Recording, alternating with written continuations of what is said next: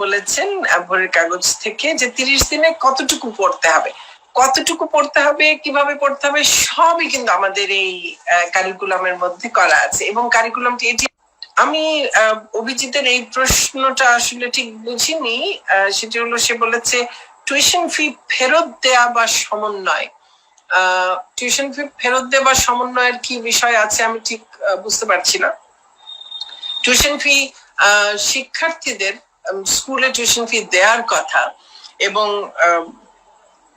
School তো চলতে হবে না। আমি ফেরতের কথা বলছি না, যারা দিয়েছেন আপা ফেরতের কথা বলছেন। আমি বলছি যে এই যে অভিভাবকরা ইনকাম নেই, অনেকেই স্থানান্তর হয়ে গেছে, তারা বলছেন যে যদি বেতনটা কম দেওয়া যায়, টিউশন ফিটা কম দেওয়া যায়।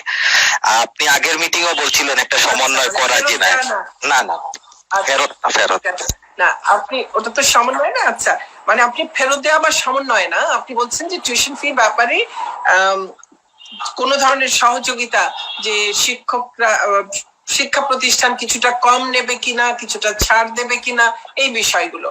আমি এই বিষয়েও আমরা শিক্ষা মন্ত্রণালয় থেকে বারবারই আমরা বলেছি, শিক্ষা প্রতিষ্ঠানকেও বলেছি, অভিভাবকদেরও বলেছি। দেখুন, শিক্ষা প্রতিষ্ঠান বন্ধ আছে তার মানে এই নয় যে শিক্ষা প্রতিষ্ঠানের খরচ বন্ধ আছে। কারণ শিক্ষা প্রতিষ্ঠানগুলোকে তাদের শিক্ষক, তাদের কর্মচারী সকলের বেতন ভাতা দিয়ে কিন্তু দিতে হচ্ছে। এবং শিক্ষা প্রতিষ্ঠানের, বেসরকারি বিভিন্ন শিক্ষা প্রতিষ্ঠানের আরো যেসব খরচ আছে, শুধু হয়তো প্রতিদিনকার বিদ্যুৎ বিল, পানির বিল, সেগুলো হয়তো লাগছে না, কিন্তু আরো বহু খরচই তাদের লাগছে। এমনকি যারা সকলেই যেহেতু অনলাইনেও ক্লাস করাচ্ছেন, সেক্ষেত্রেও তাদের কিন্তু কিছু খরচ, অতিরিক্ত কিছু খরচ হচ্ছে। তো শিক্ষা প্রতিষ্ঠানগুলোকেও চলতে হবে। কোন একটি শিক্ষা প্রতিষ্ঠান যদি বন্ধ হয়ে যায়, তাহলে সেই শিক্ষা প্রতিষ্ঠানের শয়ে শয়ে শিক্ষার্থী, তাদের জন্য কিন্তু আবার একটি বিরাট সমস্যা তৈরি হবে। এরকম তাহলে বেশ কিছু শিক্ষা প্রতিষ্ঠান বন্ধ হলে দেশে বহু হাজার হাজার শিক্ষার্থীর সমস্যা হবে। কাজে শিক্ষা প্রতিষ্ঠানগুলোকেও চালু রাখতে হবে, শিক্ষকদেরও তো তাদের জীবন জীবিকা চালিয়ে নিতে হবে, তাদেরও তো পরিবার রয়েছে, তাদেরও তো আয় রোজগারের বিষয়টি রয়েছে। শিক্ষার্থী যাদের অভিভাবকরা খুবই বিপদে পড়েছেন, আমি বলবো, যেমন যে অভিভাবকদের, যারা সরকারি চাকুরে অভিভাবক, তাদের তো আয় রোজগারে কোনো সমস্যা হয়নি। যারা বিভিন্ন প্রতিষ্ঠানে আছেন, যেখানে তারা এখনো চাকুরিরত আছেন এবং বেতন পাচ্ছেন, তাদেরও কোনো সমস্যা নেই। সমস্যা হচ্ছে যারা হয়তো চাকরি হারিয়েছেন, কিংবা যারা এমন কোনো ব্যবসা করতেন যে ব্যবসা একেবারেই এই সময়টাতে বন্ধ ছিল, তাদের সমস্যা। এবং যারা স্থানান্তরিত হয়েছেন, তাদের হলো যে সেই শিক্ষা প্রতিষ্ঠানে অ্যাক্সেস করার সমস্যা।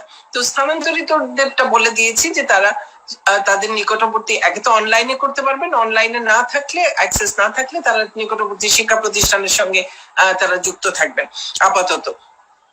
কিন্তু যারা একেবারে চাকরি হারিয়েছেন বা আয় রোজগার হারিয়েছেন, তাদের জন্য তাদেরকে বলবো যে তারা তাদের শিক্ষা প্রতিষ্ঠানের সঙ্গে যোগাযোগ করতে, এবং শিক্ষা প্রতিষ্ঠানগুলো মানবিক আচরণ করবেন এবং তাদেরকে যতদূর সম্ভব ছাড় দেয়া, না হলে কিস্তিতে পরিশোধ করা, ভবিষ্যতে পরিশোধ করা, এই ধরনের নানান ধরনের ব্যবস্থা কিন্তু অভিভাবক শিক্ষা এবং শিক্ষা প্রতিষ্ঠানের মধ্যে হতে পারে। উভয় পক্ষকেই আন্তরিকতার সঙ্গে সন্তানদের শিক্ষাকে চালিয়ে নেবার জন্য নিজেদের সামর্থ্য মতো যা কিছু করা সম্ভব করার জন্য বারবার আমি আহ্বান জানাচ্ছি, আমি আবারও জানাবো। আমাদের সন্তানদের যেমন শিক্ষা চালিয়ে নিতে হবে, আমাদের শিক্ষা প্রতিষ্ঠানগুলোকেও চালু রাখতে হবে, আমাদের শিক্ষকদেরও জীবন জীবিকার বিষয়টি আমাদের মাথায় রাখতে হবে। কাজেই ঢালাও ভাবে কোনো বেতন বাদ দিয়ে দেওয়া বা কোনো ধরনের যে এখন কোনো আর বেতন দেয়া হবে না, এই জাতীয় কোনো কিছু, কোনো সিদ্ধান্ত, এটি একেবারেই সঠিক সিদ্ধান্ত হবে না। প্রশ্ন এসছে, অভিজিৎই করেছেন, ফেব্রুয়ারি 21-এ এসএসসি শুরু হচ্ছে কিনা। আমি উত্তর দিয়েছি, আসলে এই মুহূর্তে আমরা তো অবশ্যই চাই সময় মতো আগামী বছরের এসএসসি, এইচএসসি, জেএসসি সব